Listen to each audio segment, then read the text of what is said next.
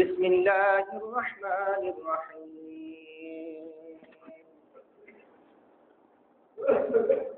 قل هو الله أحد الله الصمد لم يلد ولم يولد ولم يكن له كفوا أحد। সমস্ত প্রশংসা সেই মহান আল্লাহর জন্য, যিনি আমাদেরকে যথাসময়ে পবিত্র জান্নাতে দিয়েছে উপস্থিত হওয়ার তৌফিক দান করেছেন এবং তারপর তারিখের হাদিস মুরসালিন খাতামুন নবিয়্যিন মানবতার মুক্তি নূর হযরত মুহাম্মদ মুস্তাফা সাল্লাল্লাহু আলাইহি ওয়াসাল্লাম তার সকল দরুদ ও সালাম অবতীর্ণ হোক সাল্লাল্লাহু আলাইহি ওয়াসাল্লাম। সম্মানিত মুসলিমগণ, এই মাস হচ্ছে রমজান মাস। এই মাসের পবিত্রতা রক্ষা করে চলা আমাদের প্রত্যেকের জন্য সহজ দায়িত্ব। এই মাস হওয়ার কারণে, রমজান মাস হওয়ার কারণে একজন সুস্থ সবল মানুষ, মুমিন মানুষের জন্য দিনের বেলায় খাওয়া পান করা এগুলো হচ্ছে হারাম। যেমন কুকুর, শিয়াল, শুকুর, মলমূত্র যেমন হারাম, অনুরূপভাবে দিনের বেলায় একজন সুস্থ মানুষ যে খাওয়া কেনা করতেছে সেটাও তেমনই হারাম। রমজান মাসে দিন হওয়ার কারণে যত হালাল খাবার ছিল, ভাত বলেন, তরকারি বলেন, চা বলেন, বিস্কুট বলেন, যত কিছু ছিল হালাল খাবার, রমজান মাসে এই দিন হওয়ার কারণে সব কিছু হারাম হয়ে গিয়েছে। রমজান মাসে যেমন সূর্য ডুবে যাবে, এই হালাল জিনিসগুলো সব তখন হালাল হয়ে যাবে। যেগুলো হালাল রয়েছে দিনের বেলায় ভক্ষণ করাটা, এটা তখন হালাল হয়ে যাবে। দিনের বেলায় এখন খাওয়া পান করা তেমনই হারাম যেমন কুকুর শুকুর খাওয়া হারাম। অথচ দুঃখজনক হলো সত্য, আজকে অধিকাংশ মুসলমান এরা নিজকে মুসলিম দাবি করে অথচ সুস্থ আছে, মুকিম অবস্থাতে আছে, তারপরেও দিনের বেলাতে আহার করতেছে, ভক্ষণ করতেছে। তাদের লজ্জা করা উচিত, হায়া করা উচিত যে তাকে আল্লাহ সুবহানাহু ওয়া তাআলা তাকে সুস্থ রাখলেন, সবল রাখলেন। সুস্থতা এটা হচ্ছে আল্লাহর সবচেয়ে বড় একটা নিয়ামত। সেই নিয়ামতের শুকরিয়া স্বরূপ রমজান মাসে দিনের বেলায় তাকে সিয়াম রাখতে হতো, অথচ সে সিয়াম না রেখে সে পানাহার করত। অথচ দিনের বেলায় পানাহার করাটা, স্ত্রী সহবাস করা, এগুলো যেগুলো হালাল কাজ, এই রমজান মাসে এগুলো দিনের বেলাতে হারাম হয়ে গিয়েছে। সময়ের জন্য যেগুলো অনেক সময় যেগুলো হালাল থাকে, বিভিন্ন কারণে, সময়ের কারণে সেগুলো হারাম হয়ে গেছে। যেমন ধরুন ব্যবসা বাণিজ্য করা, এটা হালাল। ব্যবসা বাণিজ্য করা বৈধভাবে হালাল উপায়ে হালাল উপার্জন করা, হালাল ব্যবসা করা, এটা হচ্ছে বৈধ একটা কাজ। কিন্তু জুমার দিনে আযান হওয়ার সঙ্গে সঙ্গে আপনার ওই সমস্ত ব্যবসা বাণিজ্য হারাম হয়ে যায়। যারা রমজান মাস বলে না, যে কোনো দিন, জুমার দিন, জুমার আযান হয়ে যেতে পারে, যদি সে ব্যবসা বাণিজ্যতে লিপ্ত থাকে তাহলে অবশ্যই সে একটি হারামি কাজ করতেছে, সে হারাম করবে। যত ব্যবসা বাণিজ্য করবে ওই সময়টিতে তার সমস্ত ব্যবসা বাণিজ্য হারাম হয়ে যাবে। তাহলে এই হারামটা কিসের কারণে হলো? জুমার দিনের আযানের কারণে তার বৈধ একটা ব্যবসা সেটা হারাম হয়ে গিয়েছে। তার দায়িত্ব ছিল জুমার দিনে তার ব্যবসাকে গুটিয়ে নিয়ে আযান হওয়ার সঙ্গে সঙ্গে অথবা তার আগেই মসজিদে এসে যাওয়া, কিন্তু আযান হয়ে গিয়েছে, তারপরে সে ব্যবসা বাণিজ্য কথোপকথন ইত্যাদি কাজে কর্মে লিপ্ত আছে, তাহলে তো অবশ্যই হারাম কাজে লিপ্ত আছে। অনুরূপভাবে সময়ের কারণে বিশেষ বিশেষ কিছু ইবাদত নিষিদ্ধ হয়ে যায়। শুক্রবার ব্যতীত অন্য দিনে যখন দুপুর হয় তখন সাধারণ নফল সালাত নিষিদ্ধ থাকে। সূর্য যখন উঠে নিষিদ্ধ থাকে, সূর্য যখন ডুবে নিষিদ্ধ থাকে। তাহলে বোঝা গেল এমন কিছু বিষয় আছে যে সময়ের সাথে সেই বিষয়গুলো নিষিদ্ধ হয়ে যায়। রমজান মাস, এই মাস হচ্ছে একজন সিয়ামকারী দিনে না খেয়ে না পান করে সকল ধরনের অপরাধ থেকে নিজে থেকে আল্লাহর শুকরিয়া আদায় করবেন, সেই মাস, অথচ এই নিমক হারামেরা অকৃতজ্ঞরা আজকে মানুষকে ধোঁকা দিচ্ছে, এসে গোপনে খাওয়া দাওয়া করতেছে, কেউ তো আগে শুনছে না, কিন্তু তার তো যারা সেটা করছে তা তো আল্লাহ দেখছেন। সে মনে করছে যে আমি গোপনে একটি হোটেলে ঢুকে গেলাম, এরা আছে সেখানে খেয়ে বেরিয়ে গেলাম, কেউ দেখতে পেল না। আল্লাহ দেখতে পাচ্ছে। আল্লাহ এই নিমক হারামকে সুস্থ রেখেছেন, সবল রেখেছেন। এই অকৃতজ্ঞকে আল্লাহ হাজারো নিয়ামত দিয়ে বাঁচিয়ে রেখেছেন, অথচ সে আল্লাহর সঙ্গে বিয়াদবি করতেছে, আল্লাহর নির্দেশের সঙ্গে গাদ্দারি করতেছে, নিমক হারামি করতেছে। সেজন্য অবশ্যই তাকে চরম শাস্তির সম্মুখীন হতে হবে। এই জন্য এই রোজার মাসে, সিয়ামের মাসে আমরা নিজেরা খাওয়া পান করা থেকে বিরত থাকি এবং সমাজে যারা সেটা করতেছেন, পরিবারে যারা সেটা করতেছেন তাদেরকে নিষেধ করি। রমজান মাসে খাওয়া পান করা বাইরে লোকালয়ে এগুলো নিষিদ্ধ করার দরকার ছিল প্রশাসনের, কিন্তু তারা সেটা করছে না। এই জন্য সাধারণ জনগণ সেটা তো করতে পারছে না। যাদের দায়িত্ব আছে, যাদের হাতে ক্ষমতা আছে, যাদের হাতে লাঠি আছে, তাদেরকে সেগুলা করা তাদের জন্য দায়িত্ব ছিল।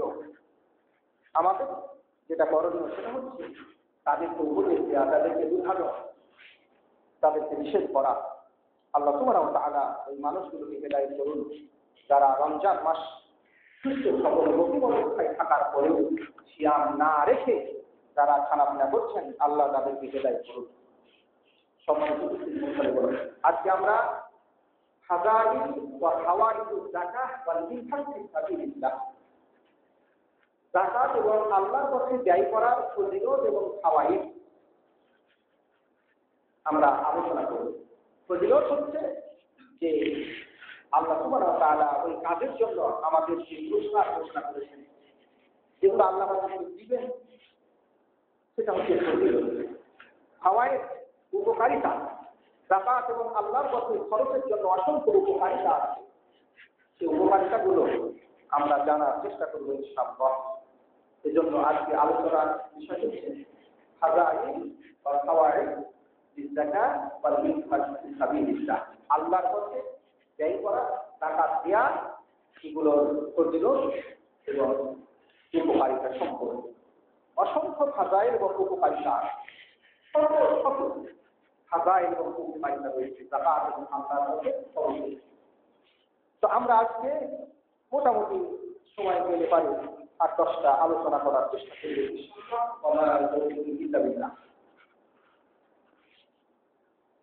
এই যাকাত হচ্ছে আল্লাহ সুবহানাহু ওয়া তাআলার নির্দেশ। আমরা যাকাত দিব কেন? আল্লাহর নির্দেশকে পালন করার জন্য। যেহেতু আল্লাহ সুবহানাহু ওয়া তাআলা কোরআনুল কারীমে অনেক জায়গায়, যেখানে তিনি সালাতের কথা বলেছেন, অসংখ্য জায়গায় সেখানে যাকাতের কথা বলেছেন। এটা আল্লাহর নির্দেশ। সেই নির্দেশকে পালন করার জন্য আমরা যাকাত আদায় করব। তার কারণ পবিত্র কোরআনুল কারীমে সূরা বাকারার 43 নম্বরে আল্লাহ বলেছেন, ওয়া আকিমিস সালাত, তোমরা সালাত আদায় করো, সালাত কায়েম করো, ওয়া আতুজ যাকাত, এবং তোমরা যাকাত দাও, ওয়ারকাউ মা'আর রাকিঈন, আর যারা সালাত করতেছে, রুকু করতেছে, তাদের সঙ্গে রুকু করো, অর্থাৎ জামাতে সালাত আদায় করো। এখানে আল্লাহ সুবহানাহু ওয়া তাআলা তিনটি বিষয়ের নির্দেশ দিচ্ছেন। সালাত কায়েম করার জন্য তিনি বলতেছেন, তারপরে যাকাত আদায় করার জন্য বলতেছেন, আর যারা রুকু করতেছেন, সালাত করতেছেন, তাদের সঙ্গে সালাত করার জন্য নির্দেশ দিচ্ছেন, জামাতে। সূরা বাকারার এই 43 নম্বর আয়াতে আল্লাহ সুবহানাহু ওয়া তাআলা আমাদেরকে নির্দেশ দিয়েছেন। এইভাবে পবিত্র কোরআনুল কারীমের অনেক জায়গায় তিনি আমাদেরকে সালাত এবং যাকাত আদায় করার জন্য নির্দেশ দিয়েছেন। আমরা যদি যাকাত দিই, তাহলে আল্লাহর নির্দেশ পালন করা হলো, আল্লাহর নির্দেশ মেনে চলা হলো, আল্লাহর নির্দেশ বাস্তবায়ন করা হলো। যে আল্লাহ সুবহানাহু ওয়া তাআলা হচ্ছেন আমাদের পালনকর্তা, আমাদের নির্দেশদাতা, যিনি হচ্ছেন শক্তিশালী, মহাশক্তিশালী বিশ্ববিধাতা। সেই আল্লাহর নির্দেশ আমরা পালন করতে পারবো যদি আমরা যাকাত আদায় করি। কিন্তু মানুষ এত নির্বোধ, এত হতভাগা, এত গাদ্দার যে তারা দুনিয়ার রাজা বাদশা শাসক, তারপরে নিজের ঊর্ধ্বতন কর্মকর্তা, বস এদের আদেশ পালন করতে তারা তৎপর। তার কারণটা কি? যে তারা দুনিয়াতে কিছু বেনিফিট পাবে, দুনিয়াতে কিছু হাতা পাবে, টাকা পাবে, পয়সা পাবে, কিছু ভোগ বিলাস পাবে। সেই জন্য তারা আজকে দুনিয়ার রাজা বাদশা, নেতা, বস এদের আদেশ পালনে কোনোভাবেই তারা গড়িমসি করে না। তারা সেগুলো নির্দ্বিধায় পালন করে। আদেশটা ভালো হোক আর খারাপ হোক তাও পালন করে। অথচ তারা আপনাকে কি দিচ্ছে?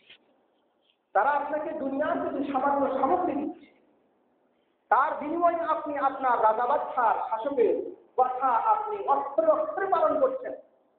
অথচ যেই রাজা বিরাট মহাশক্তিশালী আল্লাহ, যিনি আপনাকে অসংখ্য নিয়ামত দিয়ে বাঁচিয়ে রেখেছেন, আপনি যদি তার নিয়ামতকে যদি আপনি গণনা করেন, গণনা করে শেষ করতে পারবেন না। সূরা নাহলের মধ্যে আল্লাহ বলছেন যে ওয়াইন তাকুতু নি'মাতাল্লাহ, তোমরা যদি আল্লাহর নিয়ামতকে গণনা করো তাহলে আলা তুহসুহা, তোমরা সেটাকে গণনা করে শেষ করতে পারবে না। এত নিয়ামত আল্লাহ দিয়েছেন। আপনি আপনার নিজের দেহটাকেই আপনি খেয়াল করেন যে আপনার দেহের মধ্যে আল্লাহ সুবহানাহু ওয়া তাআলা কত নিয়ামত দিয়েছেন। কত কিছু দিয়েছেন, এগুলো কত মূল্যবান, এগুলো কত মূল্যবান সম্পদ। যে ফুসফুস আল্লাহ আপনাকে দিয়েছেন, সেই ফুসফুস যদি অচল হয়ে যায় তাহলে আপনি আর অক্সিজেন গ্রহণ করতে পারবেন না। বিকল্প পথে যদি আপনি অক্সিজেন গ্রহণ করেন, আপনার কোনো কোটি কোটি টাকার অর্থ ব্যয় হবে, আপনি ভেবেছেন কখন? অথচ আল্লাহ সুবহানাহু ওয়া তাআলা আপনার এই ফুসফুসটাকে তিনি সবল সচল দেখেছেন এবং অক্সিজেন, সাধারণ অক্সিজেন, সেই অক্সিজেন আপনি গ্রহণ করছেন। অথচ সেই অক্সিজেনকে যখন সিলিন্ডারের মধ্যে ভরে যখন সেটা আপনি গ্রহণ করছেন, তখন আপনার কত কোটি টাকা ব্যয় হবে। এই অক্সিজেনের দাম আপনি দিতে পারবেন? যে অক্সিজেন আপনি আল্লাহ সুবহানাহু ওয়া তাআলার ভোগ করতেছেন আল্লাহর এই জমিনে, সেটা দিতে পারবেন না। কোনো মানুষ এই অক্সিজেনের দামটা দিতে পারবে না। এইভাবে তার অসংখ্য নিয়ামত আমরা ভোগ করতেছি। তাই আল্লাহ বলতেছেন যে হে মানুষ সন্তানরা, তোমরা যদি আল্লাহর নিয়ামত গণনা করতে থাকো তাহলে গণনা করে তোমরা শেষ করতে পারবে না। এত নিয়ামত তোমরা ভোগ করতেছো, তাহলে তারা এত নিয়ামত পাওয়ার পরে আল্লাহর নির্দেশ পালন করে না। এরা কত বড় সত্তা, এরা কত বড় লোক হারাম, কত বড় অস্তিত্ব। তুমি দুনিয়ার সামান্য স্বার্থের জন্য আজকে নেতা, নেত্রী, শাসক, রাজা, বাদশা, তোমার মোড়ল, মাতাব্বর, তোমার বসের নির্দেশ তুমি অক্ষরে অক্ষরে পালন করতে দ্বিধা করো না। অথচ যেই মহা শক্তিশালী মহারথ, পালন কর্তা, বিশ্ববিধাতা তোমাকে এত অসংখ্য নির্দেশ তোমাকে দিয়েছেন, তিনি অসংখ্য নিয়ামত দিয়েছেন, অসংখ্য নির্দেশ দিয়েছেন, সেগুলো পালন করতে পারা। তোমার মতো নিমুখ হারাম আর কি আছে? তোমার মতো গাদ্দার আর তোমার মতো নির্বোধ আর কি আছে? দুনিয়াতে আমরা যা কিছু অর্জন করি তা সামান্য এবং তা অল্প দিনের জন্য। অথচ আল্লাহ সুবহানাহু ওয়া তাআলার নির্দেশ পালন করতে পারি, আমরা যা কিছু পাবো সেটা হচ্ছে আমাদের চিরস্থায়ী জীবনের জন্য। এজন্য আল্লাহ সুবহানাহু ওয়া তাআলা পবিত্র কোরআনুল কারীমের সূরা বাকারার ১১০ আয়াতে আল্লাহ বলছেন যে ওয়াকিমুস সালাত, তোমরা সালাত করো, সালাত আদায় করো, কায়েম করো, ওয়া আতুজ যাকাত, তোমরা যাকাত দাও। তারপর আল্লাহ বলছেন যে ওয়ালা তুকদ্দিমু লিআনফুসিকুম মিন খায়রিন, তোমরা তোমাদের নিজের নাফসের জন্য সেটাই তোমরা পাঠাবে আগে, আগামী কালের জন্য যেটা পাঠাবে, আখিরাতের জন্য যেটা তুমি পাঠাবে, তাজিদুহু ইনদাল্লাহ, সেটা তুমি আল্লাহর কাছে পেয়ে যাবে। আল্লাহ সেটা তোমার জন্য জমা রাখবেন। আমরা দুনিয়াতে যা কিছু ব্যয় করতেছি, খরচ করতেছি, সেটার প্রতিদান আল্লাহ সুবহানাহু ওয়া তাআলা বলতেছেন যে আমি সেটা জমা করে রাখতেছি, তোমরা সেটা আমার কাছে পাবা। ইন্নাল্লাহা বিমা তা'মালুনা বাসীর, আল্লাহ সুবহানাহু ওয়া তাআলা তোমরা যা কিছু আমল করছো আল্লাহ সেগুলো দেখছেন। এখানে আল্লাহ সুবহানাহু ওয়া তাআলা বলছেন যে তোমরা তোমাদের ভবিষ্যৎ জীবনের জন্য যা কিছু পাঠাবে সেটা তোমরা আল্লাহর কাছে পেয়ে যাবে। এজন্য আমরা এই দুনিয়াতে যা কিছু দান করবো, যা কিছু ব্যয় করবো, খরচ করবো, যাকাত দিব, সেটা আল্লাহর কাছে কিন্তু আমরা পেয়ে যাবো। আর যদি আমরা সেটা না দিই তাহলে আল্লাহর কাছে কোনো কিছু পাবো না। আপনার দুনিয়াতে যা কিছু থাক সেটা আপনার নয়। আপনি যখন মারা যাবেন তখন শুধুমাত্র একটি কাপড় নিয়ে আপনাকে কবরের মধ্যে রেখে দেওয়া হবে। আপনার কোনো ধন সম্পদ, আত্মীয় স্বজন কোনো কিছুই আর কোনো কাজে আসবে না। এই জন্য আয়েশা রাদিয়াল্লাহু তাআলা আনহা বলতেছেন যে সাহাবীরা তার পরিবারের লোকেরা একটি ছাগল জবাই করবে। ছাগল জবাই করে পুরোটাই দান করে দিয়েছে, শুধুমাত্র কাদের গোশতটা তারা রেখেছে। রাসূল সাল্লাল্লাহু আলাইহি ওয়াসাল্লাম বাড়িতে এসে জিজ্ঞেস করছেন যে মা বাকিয়া মিনহা, সেই ছাগলের কি বাকি আছে? তো আয়েশা রাদিয়াল্লাহু তাআলা আনহা বলতেছেন যে মা বাকিয়া মিনহা ইল্লা কাতিফা, মানে তার কাতিফটা ইল্লা কাতিফা, মানে তার কাতিফটা শুধু বাকি আছে। অর্থাৎ এই গর্দানের গোশত, এটা হাড়ের গোশত, হাড়ের গোশত ওই জায়গাটা বাকি আছে, সবগুলো বিতরণ করা আছে, সেটা এখন আছে। রাসূল সাল্লাল্লাহু আলাইহি ওয়াসাল্লাম বললেন যে বাকিয়া কুল্লুহা গায়রা কাতিফা, যে কাতিফের কথা বলছেন এটা এখন জমা আছে, তো সেটাই জমা নাই। যেগুলো তোমরা বিতরণ করে দিয়েছো সেগুলাই জমা আছে। কথাটা কি বলছেন? কথাটা হচ্ছে যে ছাগল জবাই করে ছাগলের যে বস্তু হয়েছে, যে বস্তুগুলো দান করে দেওয়া হয়েছে, রাসূল বললেন সেগুলাই জমা আছে, সেগুলো আল্লাহ সুবহানাহু ওয়া তাআলার কাছে পাওয়া যাবে। আর যেটা তোমরা বলছো জমা আছে এখন খেতে হবে, সেটাই জমা নাই। তার মানে সেটা এখন খেয়ে সেটা এখন পায়খানা হয়ে যাবে। এতে মানুষরা কিছু খেয়ে পায়খানা করে খেলে, সেগুলোর তো কোনো মূল্য নাই। মানুষ যেগুলো সঞ্চয় করে আখিরাতের জন্য সেগুলাই তার সঞ্চয়। এই জন্য রাসূলুল্লাহ সাল্লাল্লাহু আলাইহি ওয়াসাল্লাম বলতেছেন যে মানুষ তো মনে করে, মানুষ বলে মালি মালি, আমার সম্পদ আমার সম্পদ, এইভাবে তারা দাবি করে এটা আমার সম্পদ, এটা আমার সম্পদ, এটা আমার গাড়ি, এটা আমার বাড়ি, এটা আমার জমি, এটা আমার সম্পদ, এটা আমার টাকা পয়সা ব্যবস্থা বানিয়েছে। কিন্তু রাসূল বলছেন যে না, তার রয়েছে তিনটি মাত্র। তিনটি হচ্ছে তার নিয়ন্ত্রণে আছে তিনটি জিনিস। একটা হচ্ছে কি, যা সে খেলো, যা সে নিজে খেয়েছে, খেয়ে সেগুলা ল্যাট্রিনে জমা করেছে, সেটা একটা তার জন্য। আর একটা হচ্ছে যা সে পরিধান করেছে, পরিধান করে ছিঁড়ে ফেলে দিয়েছে, সেটা তার জন্য। আর যা সে দান করেছে, আখিরাতের জন্য সঞ্চয় করেছে, সেটা তার জন্য। এই তিনটা হচ্ছে তার জন্য। একজন মানুষ ধরুন সে কোটি কোটি টাকার সম্পদের মালিক, সে সেই সম্পদ দিয়ে কি করবে? হয় সে সেখান থেকে কিছুদিন খাবে, তার জীবনযাপন আছে, ততদিন খাবে, ততদিন পড়বে, তাছাড়া সেই সম্পদ থেকে সে আর কি করতে পারে? কিছুই করতে পারে। এখন রাসূল সাল্লাল্লাহু আলাইহি ওয়াসাল্লাম বলছেন যে মানুষের সম্পদ হচ্ছে আসলে প্রকৃত সম্পদ, যেই সম্পদটা সে আখিরাতের জন্য সঞ্চয় করছেন সেটাই তার সম্পদ। আর অন্যগুলো কিছুই না, এগুলো সবই কিন্তু মানুষের জন্য। এক সময় সেগুলো সব আল্লাহর জন্য। এজন্য আল্লাহ সুবহানাহু ওয়া তাআলা বলেছেন যে আল্লাহর জন্যই হচ্ছে আসমান এবং জমিনের বিরাসত্ব, মালিকানা। মানুষ সাময়িক কিছু সম্পদের হয়তো মালিকানা পেয়েছে, কিন্তু এগুলো একদিন তার হবে। হয়তো আপনি ভোগ করলেন, কিছুদিন আপনি মরে গেলেন, আপনি কিছুই সঞ্চয় করে গেলেন না, আপনি হতভাগা, কপাল পোড়া, আপনি সব কিছু রেখে গেলেন আপনার মানুষের জন্য, আপনি আপনার জন্য কিছুই রেখে গেলেন না, কিছুই করলেন না। এই জন্য একদিন সাহাবী আব্দুল্লাহ ইবনে মাসউদ বলছেন যে আল্লাহ রাসূল বললেন যে আইয়ুকুম মালু ওয়ারাস ওয়ারিসিহি আহাব্বু ইলাইহি, তোমাদের মধ্যে কার কাছে তার ওয়ারিসের সম্পদটা অধিক প্রিয়, মিন মালিহি, তার নিজের সম্পদের চেয়ে। অর্থাৎ তোমরা কারা ওয়ারিসের সম্পদকে পছন্দ করো নিজের সম্পদের চেয়ে? বলো তো। সাহাবীরা বললেন যে আমাদের প্রত্যেকেই নিজের সম্পদটাই পছন্দ করে, নিজের সম্পদটাকেই মহব্বত করে ওয়ারিসের সম্পদের চেয়ে। তো রাসূলুল্লাহ সাল্লাল্লাহু আলাইহি ওয়াসাল্লাম বললেন যে মা ইন্না ফাইন্না মালাহু, নিঃসন্দেহে তার মাল হচ্ছে, তার সম্পদ হচ্ছে মা কদ্দামা, যা সে তার আখিরাতের জন্য সঞ্চয় করলো, অর্থাৎ দান করলো। যেটা সে দান করতে পেরেছে সেটাই তার সম্পদ। ওয়া মালা ওয়ারিসিহি, আর তার ওয়ারিসের সম্পদ হলো মা আশরা, যা সে ছেড়ে চলে গেল। আপনি আজকে কোটি কোটি টাকার মালিক, আপনার আজকে ব্যবসা আছে, বাণিজ্য আছে, বাড়ি গাড়ি আছে, সব কিছু আছে, আপনি সেখান থেকে আখিরাতের জন্য কিছুই সঞ্চয় করলেন না। আপনি একজন গরিব, একজন ফকির, আপনার আর আখিরাতে আপনার কিছুই নাই। কিন্তু আপনি যদি সেই সম্পদ আল্লাহর রাস্তায়, আল্লাহর রাহে, আল্লাহর রাস্তায় খরচ করতে পারতেন, তাহলে সেটা আপনার সঞ্চয়, আপনার সম্পদ হতো। আখিরাতে আপনি দাবি করতে পারতেন যে আমি এই সম্পদগুলো আমি আল্লাহর কাছে দিয়ে পৃথিবীগুলার আমি প্রতিদান আশা করছি, প্রতিদান লাভ করব, এটা আপনি ভাবতে পারতেন, কল্পনা করতে পারতেন, আশা করতে পারতেন। অথচ আপনি আপনার সমস্ত সম্পদ ওয়ারিসের জন্য রেখে গেলেন। এখন সেই ওয়ারিস আপনার সম্পদ দিয়ে আপনার জন্য কিছু করবে, ইচ্ছা হলে করবে, না হলে না করবে। আপনি আপনার পিতার অসংখ্য সম্পদের মালিক হয়েছেন, আপনি আপনার পিতার জন্য কি করছেন? দান করছেন। কয়জন দান করছেন? কয় টাকা দান করছেন?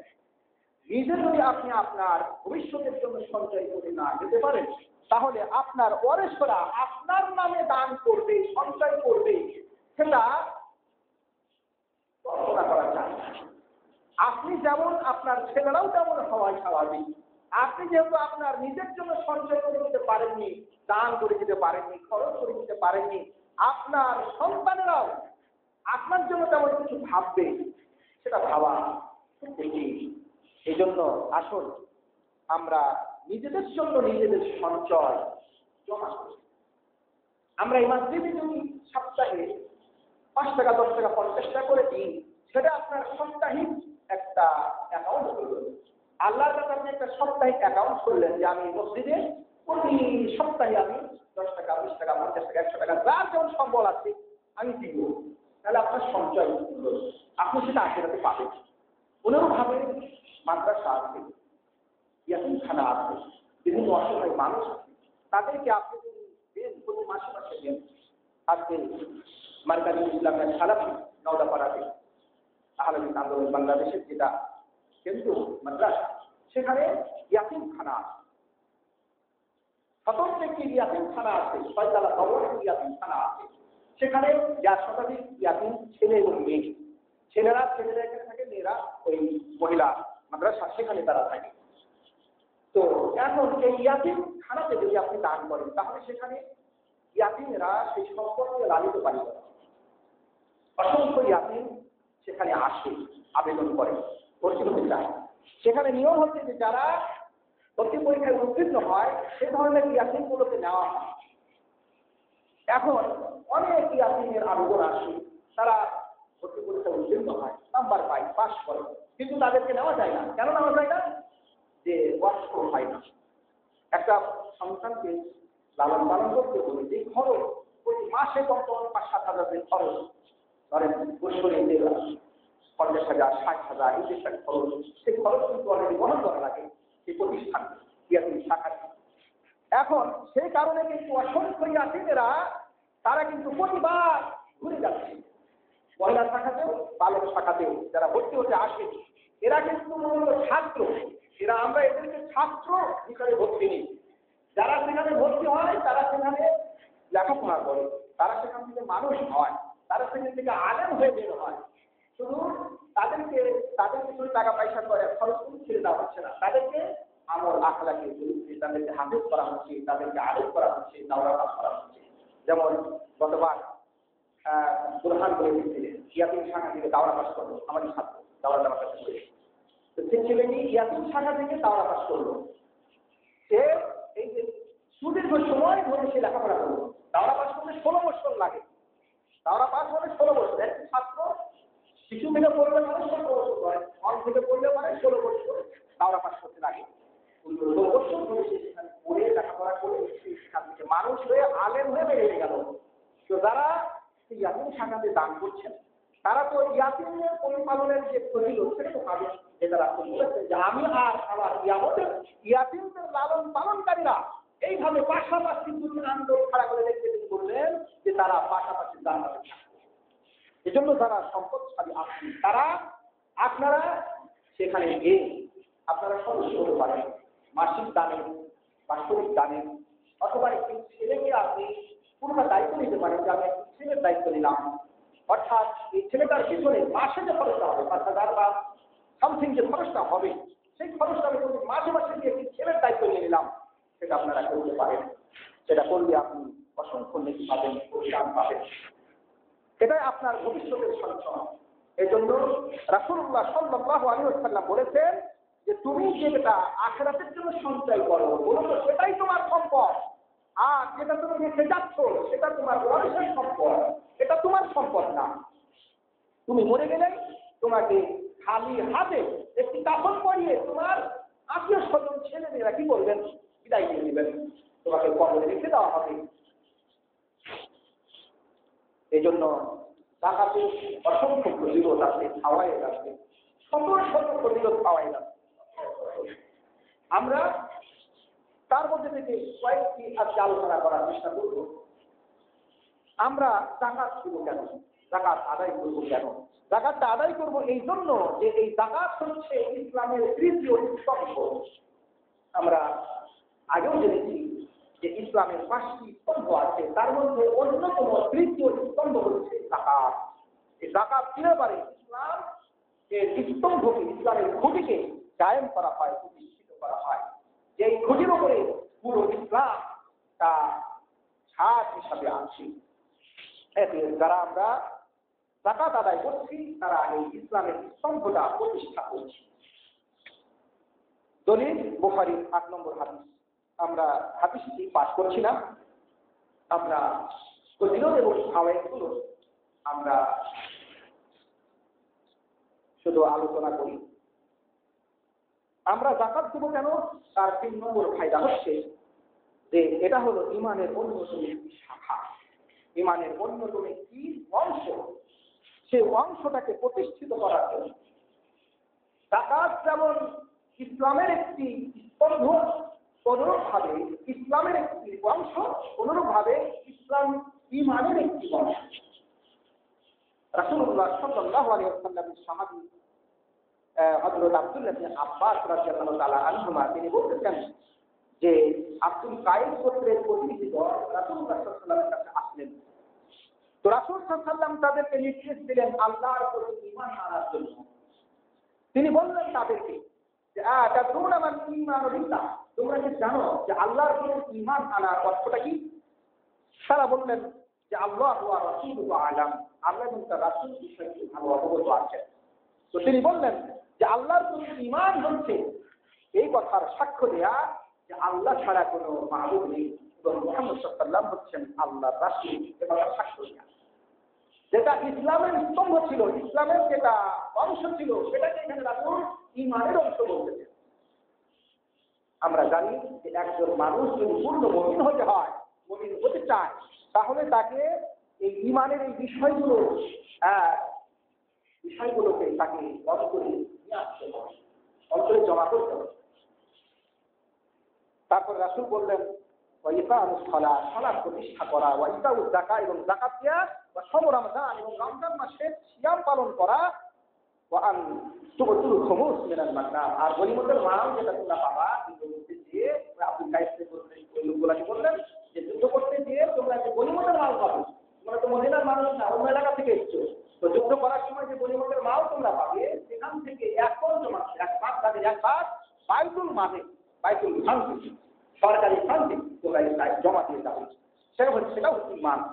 এই জন্য এই হাদিসটি নিয়ে আসার পরে ইমাম বুখারী রাহিমাহুল্লাহ বাদ পেতেছেন, অনুচ্ছেদ রচনা করেছেন যে গনিমতের মালের 5 ভাগের 1 ভাগ দেওয়াটা, বাইতুল মালে দেওয়াটা, এটা হচ্ছে ঈমানের অংশ। এখানে ঈমানের অংশ কয়েকটি, একটি হচ্ছে সালাত প্রতিষ্ঠা করা, যাকাত দেওয়া, রমজান মাসে সিয়াম রাখা, এগুলো সব হচ্ছে ঈমানের অংশ। যার মধ্যে এগুলো নেই তার মধ্যে ঈমান নেই, ঈমানের ঘাটতি আছে। এজন্য ঈমান কিন্তু এই আমলের মাধ্যমে কম বেশি হয়ে থাকে। ঈমান কর্মের মাধ্যমে বাড়ে, ভালো সৎ আমলের মাধ্যমে ঈমান বাড়ে। আর সৎ আমল যদি না করে তাহলে ঈমান কমে, পাপ যদি করে তো পাপের মাধ্যমে ঈমান কমে যায়। এজন্য যার যত বেশি ঈমান থাকবে সে তত বেশি আগে জান্নাতে যাবে। যারা পরিপূর্ণ ঈমানদার হবেন তারা আগে জান্নাতে চলে যাবেন। তারপরে যারা জাহান্নামে যাবেন বিভিন্ন অপরাধের কারণে, তাদের মধ্যেও যার ঈমান যত বেশি থাকবে, অর্থাৎ অপরাধ কম থাকবে, আমল যার যত বেশি থাকবে, তাকে ধরুন নাই জাহান্নাম থেকে বের করা হবে। ধরুন একজন মানুষ সে ঈমান আছে, সালাত করে, যাকাত দেয় না, সিয়াম রাখে না, এগুলো পারে, কিন্তু সালাত করতে ঈমানের হচ্ছে সালাত করবে, তাহলে সে যখন জাহান্নামে যাবে সে কিন্তু ওই ব্যক্তির চেয়ে আগে জাহান্নাম থেকে বেরিয়ে আসবে, যে ইসলাম গ্রহণ করছে, সালাত করছে, হ্যাঁ, কিন্তু সে অন্য আর কাজগুলো করে। তাহলে যারা ধরুন সালাত করেছেন, সিয়াম করছেন, যাকাত দেয়নি, তারা আগে বেরিয়ে আসছেন, যারা ওই অন্য কাজটি করেনি তাদের তাদেরকে, যারা সালাত করেছেন, যাকাত দিয়েছেন, জাহান্নামে গিয়েছে। কি করেননি তার জন্য? সিয়াম করেননি তার জন্য, বাহন করেননি তার জন্য, তাহলে সে আগে বেরিয়ে আসলো।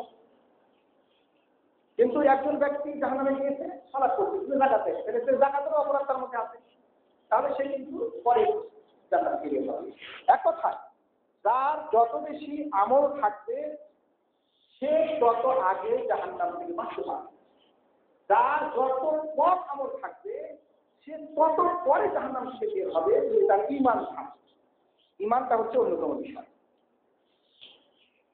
বিষয়টা হচ্ছে যে কেউ যদি যাকাত না দেয় তাহলে পুরোপুরি বেঈমান হয়ে যাবে এমনটা নয়, সে পাপী হবে।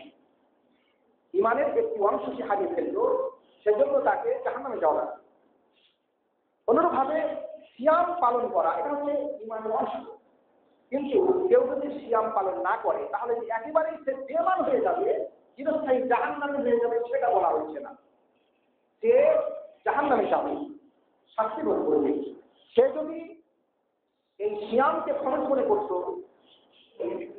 তাহলে অবশ্যই এই ঈমানের কারণে সে একদিন জাহান্নাম থেকে বেঁচে আসবে, তবে তাকে শাস্তি ভোগ করতে হবে। সিয়াম না পালন করার কারণে শাস্তি ভোগ করতে হবে। এই জন্য যাকাত না দিলেও শাস্তি ভোগ করতে হবে, সিয়াম না পালন করলেও শাস্তি ভোগ করতে হবে, সালাত না পড়লেও শাস্তি ভোগ করতে হবে। এগুলো সব হচ্ছে এমন অপরাধ যে অপরাধের কারণে শাস্তি ভোগ করতে হবে। তবে হ্যাঁ, কেউ যদি আল্লাহর কাছে দুনিয়াতে ক্ষমা চায়, আল্লাহ তাকে ক্ষমা করে দেয়, তাহলে আল্লাহ তাকে শাস্তি থেকে বাঁচিয়ে দিতে পারেন। কিন্তু কথা হচ্ছে যে আল্লাহ তাকে ক্ষমা করা রাখবে। এখন বিষয়টা হচ্ছে যে কাকে আল্লাহ ক্ষমা করবেন আর কাকে করবেন না সেটা আল্লাহ জানেন। এজন্য বলা মুশকিল যে আল্লাহ অমুককে ক্ষমা করবেন না, বা একটু নির্দিষ্ট করে বলা মুশকিল। এজন্য এটা বলাও যায় না যে লোকটা রোজা রাখতেছে না আল্লাহ তাকে ক্ষমা করবে না, এভাবে বলা যায় না। তার কারণ হচ্ছে যে তাকে আল্লাহ ক্ষমা করবেন কি করবেন না সেটা আল্লাহর ব্যাপার।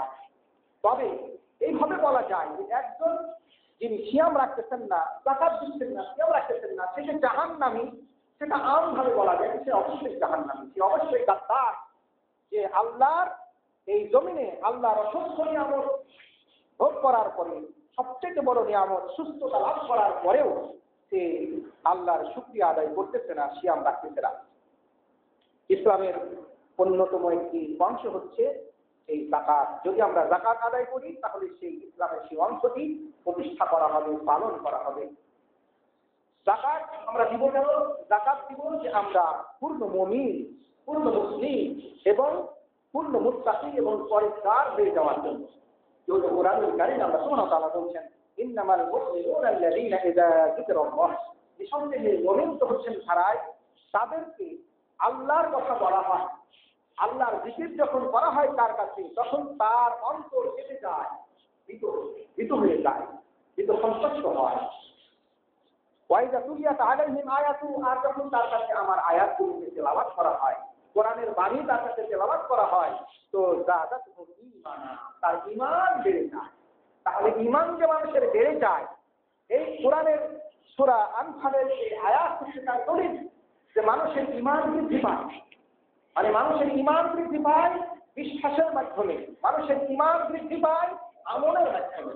যখন আপনি কোরআনের একটি আয়াত শুনলেন, সে আয়াতটা যদি আকীদা সংক্রান্ত হয়, বিশ্বাস সংক্রান্ত হয়, আর আপনি যদি সেই আয়াতের প্রতি বিশ্বাস রাখেন, তাহলে একটি বিশ্বাস বাড়ল। আপনার এইভাবে যত বিশ্বাস বাড়বে আপনার তত ঈমান বাড়বে। এইভাবে কোরআনুল কারীমে যে আয়াতে আল্লাহ সুবহানাহু ওয়া তাআলা আপনাকে বিভিন্ন আদেশ করতেছেন, সে আদেশ যখন আপনি মানবেন তখন আপনার ঈমান বাড়বে। সে আদেশ মানার কারণে, আদেশ পালন করার কারণে। এজন্য কুরআনুল কারীমের যে আয়াতগুলো আছে, সে আয়াতগুলোতে প্রত্যেকটা আয়াতেই ঈমান এবং আকীদা এটা তো আছেই। আল্লাহ যা বলতেছেন সেটাকে যখন আপনি সত্য বলে বিশ্বাস করছেন, তখন আপনার একটা বিশ্বাস তৈরি হলো। সেই বিশ্বাসটাই হলো ঈমান। সেই বিশ্বাস যখন আপনার সৃষ্টি হলো, তখন আপনার ঈমান বাড়লো। আপনি জান্নাতের কথা শুনলেন, জান্নাত বিশ্বাস করছেন। জাহান্নামের কথা শুনলেন, জাহান্নাম বিশ্বাস করছেন। জাহান্নামের শাস্তির কথা শুনলেন, জাহান্নামের শাস্তির কথা বিশ্বাস করছেন। জান্নাতের নিয়ামতের কথা শুনলেন, নিয়ামতের কথা বিশ্বাস করছেন। যত বিশ্বাস করছেন তত আপনার ঈমান বৃদ্ধি পাচ্ছে। এই জন্য যত কুরআন শুনবেন তত আপনার ঈমান বৃদ্ধি পাবে। যত কুরআন পড়বেন, যত কুরআন জানবেন, তত আপনার ঈমান বৃদ্ধি পাবে। আপনি যত নসিহত শুনবেন তত আপনার ঈমান বৃদ্ধি পাবে। আপনি যদি আমল না করতে পারেন, আপনি তো সেটার প্রতি বিশ্বাস করতে পারেন। আপনি যখন শুনলেন যে আল্লাহ রিবাকে হারাম করেছেন, সুদকে হারাম করেছেন, ব্যবসাকে হারাম করেছেন, তখন আপনার অন্তরে একটা বিশ্বাস জাগলো যে সুদ হচ্ছে হারাম। যখন আপনি ওটাকে বিশ্বাস করলেন যে সুদ হারাম, তখন একটা ঈমান আসলো। সুদ হারামের উপরে আপনার ঈমান আসলো, ব্যবসা হালালের উপরে আপনার ঈমান আসলো। এই ঈমানটা আপনার ঈমানটাকে, বিশ্বাসটাকে আরো বৃদ্ধি করলো। এইভাবে আপনি কোরআনের যত আয়াত আপনি বিশ্বাস করবেন তত আপনার ঈমান বৃদ্ধি পাবে। অনুরূপভাবে আপনি যত আমল করবেন, কোরআনে আল্লাহ বলছেন আপনি সালাত করো, আতুজ যাকাত, যাকাত দাও। আল্লাহ বলছেন খালিয়াতুন আমার শাহিদা মিনকুম শাহরা খালিয়াতুন, এগুলো সব আদেশ। সালাত করো আদেশ, যাকাত দাও আদেশ, রমজান মাসের সিয়াম পালন করো, এগুলো আদেশ। যখন আপনি আদেশ শুনলেন, তখন প্রথমে আপনি সে আদেশের প্রতি বিশ্বাস রাখলেন, যেটা আল্লাহর আদেশ, সে আদেশ পালন করতে হবে। তাহলে আপনার ঈমান, বিশ্বাসের যে একটা ঈমান, মানে বিশ্বাস যেটা ঈমানের একটি অংশ, বিশ্বাস, সেটা কিন্তু এখানে সৃষ্টি হলো। আপনি যখন পালন করলেন, এটা আরো পাকাভুক্ত হয়ে গেল। তাহলে বোঝা যায় আল্লাহ সুবহানাহু ওয়া তাআলা কুরআনুল কারীমে যেটা বলছেন যে যখন তাদের উপরে আমার আয়াতগুলোকে তেলাওয়াত করা হয়, তখন তাদের বিশ্বাস বেড়ে যায়। এটা হচ্ছে মুমিনের বিষয়। অনুরূপভাবে কাফেরদের ব্যাপারে বলা হয়েছে যে কাফেরদের কাছে যখন আমার আয়াত তেলাওয়াত করা হয়, তখন তাদের কুফরি বৃদ্ধি হয়ে যায়। মানে ঈমানদারের ঈমান বৃদ্ধি হয়, কাফেরের কুফরি বৃদ্ধি হয়। তার মানে যে যত আয়াত শুনতেছে তত আয়াতকে কেউ অস্বীকার করতেছে, অবিশ্বাস করতেছে, ফলে তার মানে কুফরি বৃদ্ধি হচ্ছে। এজন্য কুরআনুল কারীম বেশি বেশি করে তেলাওয়াত করুন, শুনুন, এর অনুবাদ জানুন, অর্থ জানুন। আপনার ঈমান বৃদ্ধি পাবে আমলের মাধ্যমে এবং বিশ্বাসের মাধ্যমে। আল্লাহ তাআলা বলছেন যে মুমিন তারা, আল্লাহ বলছেন আল্লাযীনা ইউকিমুনাস সালাহ, যারা সালাত প্রতিষ্ঠা করে, ওয়া মিম্মা রাযাকনাহুম ইউনফিকুন, আর আমি তাদেরকে রিজিক দিয়েছি তার থেকেই করে। আল্লাহ তাআলা বলছেন উলাইকা হুমুল মুমিনুনা হাক্কান, এরাই হচ্ছে সত্যিকার অর্থে মুমিন। আল্লাহর ভয়ে যারা ভীত হয়েছে, আল্লাহর বাণী শুনে যাদের ঈমান বৃদ্ধি পেয়েছে, যারা সালাত করেছে আর যারা যাকাত দিয়েছে, আল্লাহ বলছেন সত্যিকার অর্থে এরাই মুমিন। তাহলে মুমিন হতে হলে অবশ্যই আমাদের মধ্যে আল্লাহ ভীতি সৃষ্টি করতে হবে, আল্লাহর ভয় সৃষ্টি করতে হবে। আল্লাহ আমাদেরকে কুরআনুল কারীমের মাধ্যমে ভয় দেখিয়েছেন, সতর্ক করেছেন, সাবধান করেছেন। আল্লাহ বলছেন আল্লাহ হচ্ছেন কঠোর শাস্তিদাতা। আল্লাহকে ভয় করতে হবে, কঠোর শাস্তিদাতা। পৃথিবীতে এমন কেউ নেই যে আল্লাহর মতো শাস্তি দিতে পারে। আল্লাহ যে শাস্তি জাহান্নামে নির্ধারণ করে রেখেছেন, তৈরি করে রেখেছেন, সেটা এত কঠিন এবং জটিল শাস্তি, যেই শাস্তির কারণে মিকাইল একজন শক্তিশালী, এত শক্তিশালী ফেরেশতা, মিকাইল ফেরেশতা, সেই কোনোদিন আসেনি। আল্লাহর নবী জিবরিলকে জিজ্ঞেস করলেন যে হে জিবরিল, ব্যাপারটা কি? আমি জিবরিলের সাথে আমার অনেক সাক্ষাৎ হয়েছে, তো আমি জিবরিলকে কখনো হাসতে দেখিনি, কারণটা কি? নাকি মিকাইলকে হাসতে দেখি? জিবরিলকে জিজ্ঞেস করলেন। আল্লাহর নবী জিবরাইলকে জিজ্ঞেস করছেন যে মিকাইলকে আমি হাসতে দেখিনি, কারণ? রাসূল সাল্লাল্লাহু আলাইহি ওয়াসাল্লাম বললেন যে দেখেন, নাকি রাসূল সাল্লাল্লাহু আলাইহি ওয়াসাল্লামকে বললেন জিবরাইল যে শুনুন, যেদিন থেকে আল্লাহ সুবহানাহু ওয়া তাআলা এই জাহান্নাম সৃষ্টি করেছেন, জাহান্নাম কিন্তু সৃষ্টি ছিল না, জাহান্নামকে আল্লাহ সৃষ্টি করেছেন। জান্নাত সৃষ্টি ছিল না, জান্নাতকে সৃষ্টি করেছেন। এগুলো অলরেডি সৃষ্টি হয়ে আছে, জান্নাত এবং জাহান্নাম এগুলো সৃষ্টি হয়ে আছে। এগুলো পরিদর্শনের জন্য জিবরিলকে পাঠানো হয়েছে। একটি হাদিস আছে, আল্লাহ সুবহানাহু ওয়া তাআলা যখন জান্নাত সৃষ্টি করলেন, জিবরাইলকে বললেন যে যাও জান্নাত দেখে আসো, আমি আমার নেককার বান্দাদের জন্য যা সৃষ্টি করে রেখেছি। তো জিবরাইল গেলেন, জান্নাত পরিদর্শন করে আসলেন, এসে বললেন যে আল্লাহ, আপনি জান্নাতে এত সুখ স্বাচ্ছন্দ্য, এত নিয়ামত সৃষ্টি করে রেখেছেন, জান্নাতের কথা যদি কেউ শুনে তাহলে কেউ এই জান্নাতে আসতে আর মানে সবাই চলে আসবে, এত নিয়ামত জান্নাতে আল্লাহ দেখি। তারপরে আল্লাহ সুবহানাহু ওয়া তাআলা জান্নাতকে বেড়ি দিয়ে দিলেন কষ্ট দিয়ে। তারপরে তিনি বললেন যে যাও আল্লাহ জান্নাতে যাও। এবার যে জিবরিল জান্নাতকে পরিদর্শনে গিয়ে দেখছেন যে জান্নাতে আসতে হলে পারে তাকে অসংখ্য বিপদ আপদ কষ্ট মুসিবত অতিক্রম করে তাকে জান্নাতে আসতে হবে। এবার পরিদর্শন শেষে জিবরাইল এসে আল্লাহকে বলতেছেন যে আল্লাহ, এত কঠিন ভাবে জান্নাতকে এত মুসিবত দিয়ে এত কঠিন আদেশ নিষেধ দিয়ে বেষ্টিত করা আছে যে আমার মনে হয় যে কেউ জান্নাতে আসতে পারবে না।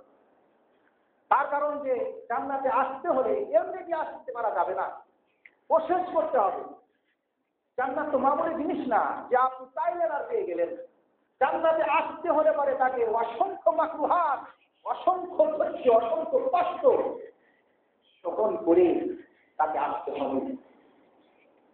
আপনি মনে করলেন যে জান্নাত এটা তো আল্লাহ আমাদের জন্য সৃষ্টি করে দিয়েছে, আমি এমনিতে পেয়ে যাবো, এত সস্তা না, জান্নাত এমনি পাওয়া যাবে না, জান্নাত হচ্ছে মূল্যবান। রাসূল বলেন জান্নাত মূল্যবান, জান্নাতকে পেতে হলে পারে অবশ্যই মূল্য দিয়েই তাকে জান্নাত পেতে হবে।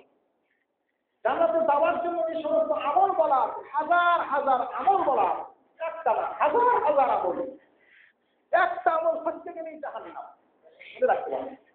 জান্নাতে যেতে হলে তাকে হাজার হাজার আমল করতে হবে। সালাতের মধ্যে ছোট ছোট নির্দেশ আছে, সালাত সংক্রান্ত, সেগুলোতে সব মানতে হবে। যাকাত সংক্রান্ত অসংখ্য নির্দেশ আছে, মানতে হবে। এইভাবে আল্লাহর শত শত না হাজার হাজার নির্দেশ, হাজার হাজার নিষেধ তাকে মেনে তাকে জান্নাতে দিতে হবে। একটি আদেশ যদি লঙ্ঘন করে, একটি নিষেধ যদি অর্জন করে, তাকে জাহান্নামে দিতে হবে। এই জন্য জিবরিল এসে বললেন যে এত কষ্ট দিয়ে, এত বিপদ দিয়ে, এত মুসিবত দিয়ে, এত আদেশ নিষেধ দিয়ে বেষ্টন করা আছে এই জান্নাত, আমার তো আর মনে হয় যার কেউ জান্নাত আসতে পারবে না। জাহান্নাম যখন সৃষ্টি করলেন, আল্লাহ বললেন যাও জিবরিল জাহান্নাম দেখে আসো। জাহান্নাম দেখে আসলেন, এসে বলছেন যে আল্লাহ, এই জাহান্নামকে আপনি এত শাস্তি দিয়ে, এত কঠোর শাস্তি দিয়ে আপনি সৃষ্টি করে রেখেছেন, এই কঠোর শাস্তির কথা যদি কেউ শুনে কেউ জাহান্নামে আসবে না। এত কষ্ট। জাহান্নামে তো শুধু আগুনের কষ্ট নাই, জাহান্নামে আছে মুহুরের কষ্ট, জাহান্নামে আছে গরম পানির কষ্ট, জাহান্নামে আছে কাঁটাওয়ালা বৃক্ষের কষ্ট, জাহান্নামে আছে সাপ বৃক্ষের কষ্ট। আগে সে এসছে যে সেই জাহান্নামের যে সাপ, এই সাপটাকে কামড় দেবে, সেই সাপের একটি দাঁত হচ্ছে একটা বিশাল এই সাপটা তাকে কামড় দিবে, সেই সাপটার একটা দাঁত, কতটি দাঁত পাল্লাই জানে, একটা দাঁতের জীবন বলছেন একটা দাঁতের সমান সমান। তাহলে তার দাঁত যদি এত বড় হয়, তার মুখ কত বড়। এই জন্য জাহান্নামীকে বিশাল আকৃতি দেওয়া হয়।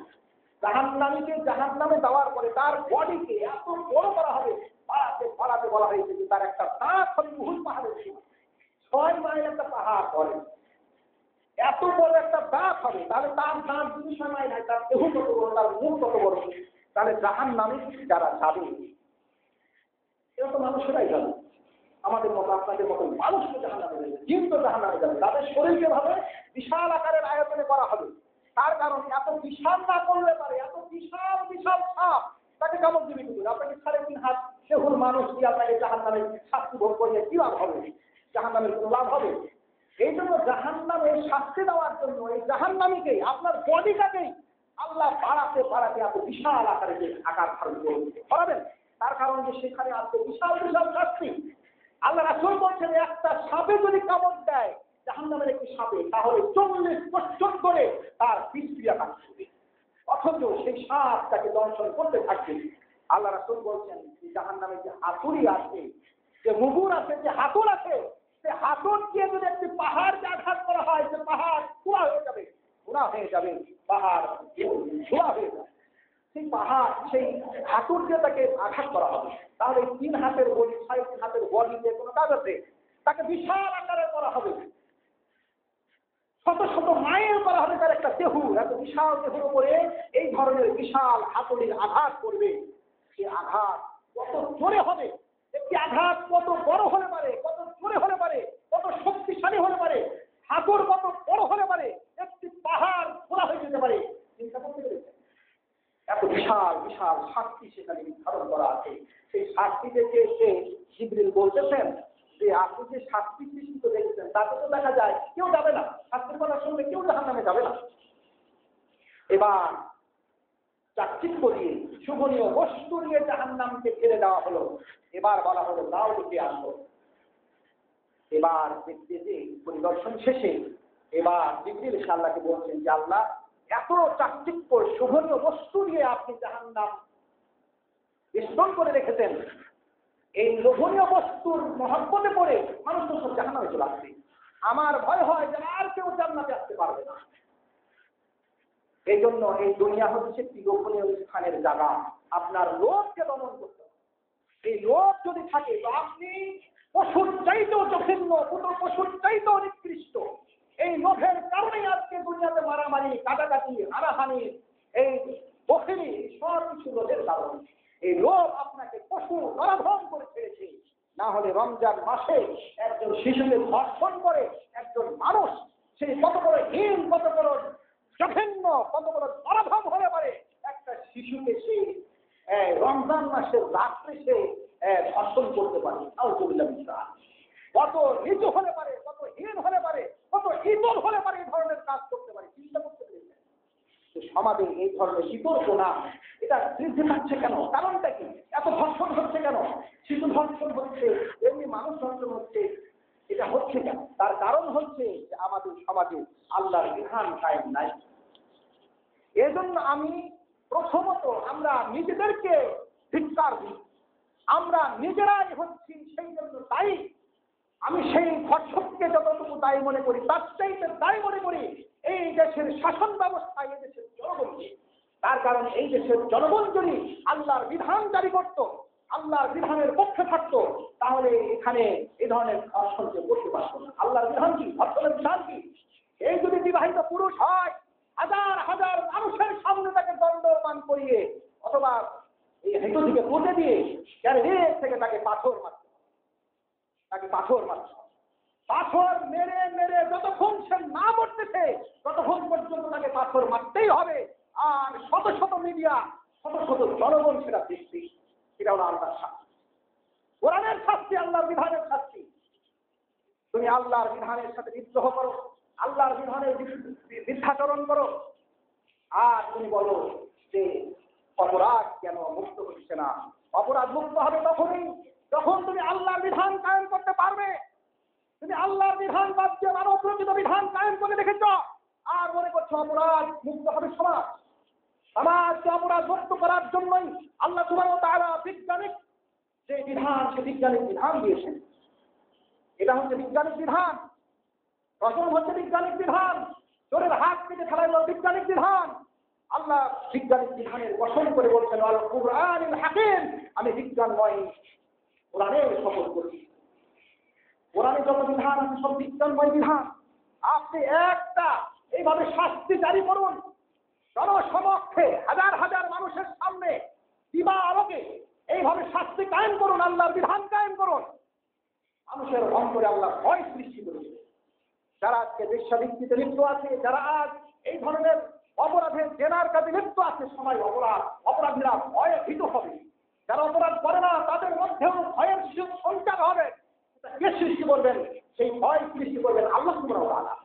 একজন ধর্ষক যখন ভাবে যে আমি ধর্ষণ করলে কি হলো, আমি তো টাকা দিয়ে বেঁচে যেতে পারবো, আমি তো কয়েক বছর জেল খেতে আমি তো বেঁচে আসতে পারবো, আমার তো মৃত্যু হবে না, সে ধরেই নিয়েছে।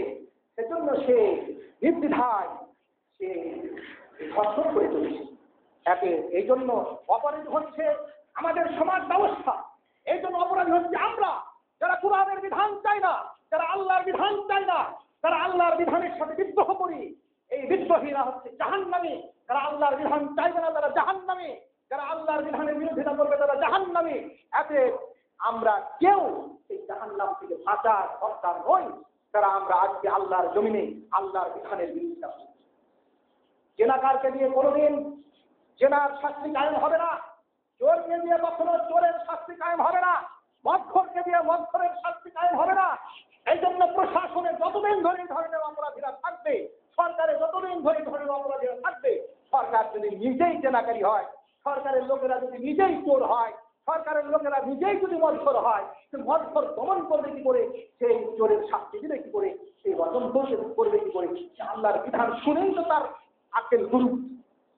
এতে আসুন আমরা আল্লাহর এই জমিনে সকল ধরনের অপরাধ মুক্ত করতে করে আল্লাহর বিধান কায়েম করি, আল্লাহর বিধানের প্রতি আত্মসমর্পণ করি।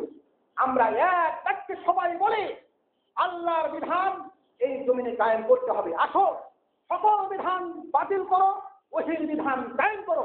এই যে স্লোগান আহলে হাদিস বাংলাদেশ আন্দোলন, আহলে হাদিস আন্দোলন বাংলাদেশ যে স্লোগান, সকল বিধান বাতিল করো, ওহির বিধান কায়েম করো, এই কথার উপরে ঈমান এনে এই বিশ্বাস অন্তরে সৃষ্টি করে এই আন্দোলনের মধ্যে সামিল হয়ে এই দেশ থেকে চিরতরে সকল ধরনের অন্যায় অবিচার এগুলো দূর করতে হবে। যতক্ষণ পর্যন্ত আপনি সংস্কার না হচ্ছেন, সংশোধন না হচ্ছেন, আপনার সমাজ, আপনার দেশ সংশোধন হবে না। এই জন্য মানুষকে দোষ দিয়ে লাভ নেই, ইতিহাসে দোষ দিন। আল্লাহ সুবহানাহু ওয়া তাআলা আমাদের সকলকে এই মাহে রমজানের সকল ধরনের পবিত্রতা রক্ষা করে সকল ধরনের অপকর্ম থেকে আমাদেরকে দূরে রেখে এই ইহকাল এবং পরকালের সুফল এবং সৌভাগ্য অর্জন করার তৌফিক দান করুন। আমি